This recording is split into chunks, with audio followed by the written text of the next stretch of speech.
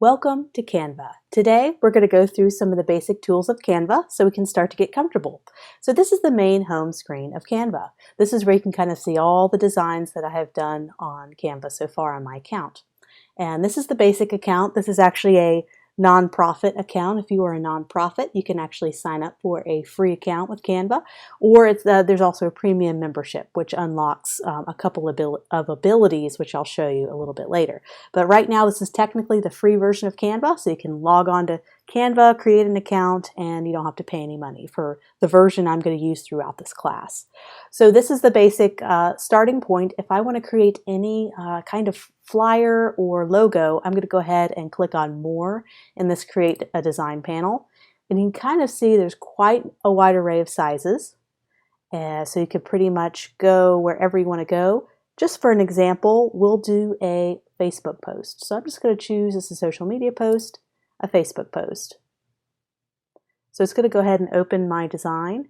And this is kind of some of the basic tools. It's going to automatically preload some of these templates, which are really nice. And a lot of times I'll start with a template that has the basic layout that I like, and then I start to tweak it. And sometimes I tweak it significantly where you can't even tell it's the original template anymore. So it has a very custom look to it.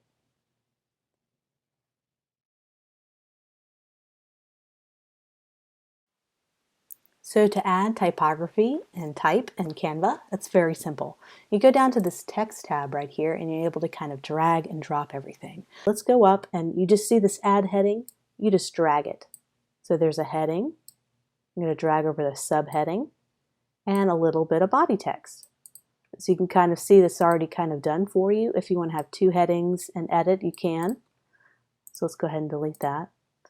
To be able to make this bigger, you're going to have to go up here and edit the size. So there's the size. And then you're going to have to increase this box so that all the text can fit inside. So you may just have to go back and adjust the size and then adjust your box to get kind of what you're looking for. So there's our heading. I'll just type in heading here. And some of the things you can do with text, let's make this a hair smaller. I'm going to go ahead and double click and highlight it, and I can change it to kind of these pre-made colors right here, or you can actually click on Add Document Colors. It'll bring open the color wheel, so you're able to kind of add a specific color that you want, and you can make it darker as well. So I want a nice dark royal blue, and the great thing about selecting a color, it's going to remember your custom colors. So as you start to create your own custom colors, you'll be able to recall the same color. So if I want to make this the same color, it's pre-saved, and there you go. So some other things you could do with type is make it all caps. And later on in the class, I'm going to go over font basics where you can kind of learn what makes sense from a design perspective in terms of all caps, using lowercase and font combinations. Spacing is a big thing I go over later in the typography section. And to kind of adjust the spacing, here's letter spacing called kerning or leading. And this is the line height that can change the space between the lines. So if there's multiple lines of type. So there's our heading. Here's our subheading. I want to make that slightly larger. Okay, let's see. We can also change, they have a lot of preloaded fonts that are really good. You can also upload your own fonts. I believe that requires a premium membership. So if you pay, I believe it's $10 a month, I'm not sure. For a premium membership, you'll be able to load your own fonts in there. But I find the fonts that are already loaded, I can do a lot with them. There's a lot of great serif fonts, sans serif, which we'll go over the basics of those in the next coming sections. Let's go ahead and change it to this kind of nice, fun font and make it a little bit bigger. And there's our body copy text, which I actually want to make italic, so you can bold and italicize text as well. So that's pretty much it with text. Let's go ahead and delete these elements. Go ahead and delete those, and I'm going to add a preloaded one just to show you kind of the power of loading. If there's one that typography layout that you really love for your headline, just drag it in. You just have to hold down your mouse and make this element a little bit bigger.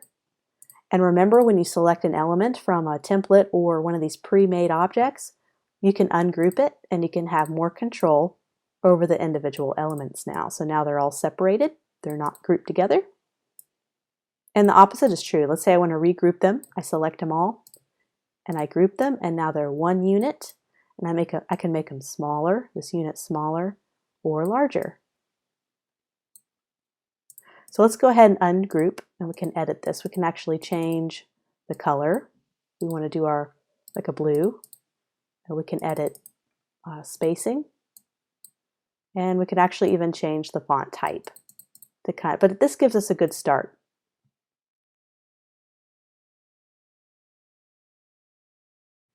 I think one of the more versatile and powerful tools within Canva is the shapes area. So I'm in my main elements tab, and I'm going to go ahead and click on shapes and kind of show you what you can do.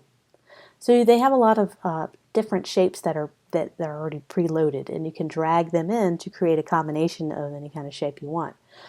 So I do this a lot when I do layout design. A lot of times I like to do layout with triangles to kind of cut the design and crop the design. So let me first just drag in a photo. So I'm just going to drag in kind of this photo really quickly, and I'm going to be able to use shapes to frame my photo a little bit. So there's kind of my photo. I'm going to go back to elements and add a shape. So I'm going to add I can do this a couple of ways. I could just add a basic square, and it's going to load in default white, but you can always click it and change the color. So let's say I want this beautiful blue. And so all I have to do to be able to frame this photo is just use the rotate tool, and I'm going to rotate, and I'm going to drag it up to the top. I'm actually going to make it a little longer, more rectangular, and I drag it up to the top. And notice how it's already starting to kind of frame the photo a little bit. And if I really like an angle, I copy it, and now I have two versions of this box, and I just bring it down to here. And just like that, we're already starting to kind of frame our photo. So that's one option you can do. Another option is creating a bounding box for a call to action or headline. So I'm just going to drag in your basic square. I'm going to make it that beautiful blue again. I am actually going to put some kind of call to action or headline in here. And we already went over type, so I'm going to go into the type section, and I'm going to drag in a generic heading. I'm going to make this white and change the spacing a little bit. So we're already starting to kind of see a background for our heading by using a shape. So we can edit our shape a little bit, and I'll show you some other options that you can do as well. So I want to make this a little bit more transparent. So I'm just selecting this box right here, and how I screen back or add a little bit of opacity to a shape, I go up here to this top transparency option, and I'm just going to go ahead and reduce that so you can kind of see a little bit of that background coming through, so our coffee cup is not totally obstructed by the shape. So we can actually do this with call to actions and websites. We could put the website down here, and we did this just by adding a shape. So let's go ahead and delete this and do something else with shapes. So let's go to our Elements and Shapes tab. You can actually do shapes that have borders. So let's bring in a shape. Let's bring in this, I believe that's a hexagon, or actually that has 6 sides. So we can actually have this, go back to our type, and drag in something that looks really good there. So I'm just going to drag in the same one. This is just that grouped pre-made element we worked with just a moment ago. I'm going to make it a little bit bigger, and I'm going to change it to white. I'm going to change each element to white. Just going to my colors, I'm just selecting each element and making it white. So you can kind of see you can use shapes to frame headlines. Maybe I don't want this element, I need to ungroup. I'm just going to delete a couple of these text objects. I just want a nice clean shape. There we go. And so that's one shape. You can go ahead and delete that one and check out some other ones real quickly. Triangles, like we can do that to kind of add a little bit of style like we just did earlier with the rectangle, but you can do triangles. You can build all sorts of things. You can actually duplicate this triangle and make it a different color, maybe slightly darker. Make it a little bit darker. And you can actually kind of add layers of different shapes. You can even change the angle of this one. You can kind of see a cool little design going on here. Make this a little bit bigger. Make that bigger. See if I can get that little one right here. There we go. Now you can just start building things out with different shapes. There's stars, hearts. This is great when it comes to logo design. There's some really unique shapes as well. That could be kind of cool if that's the thing you're going for. So that's just a quick overview of shapes in Canva.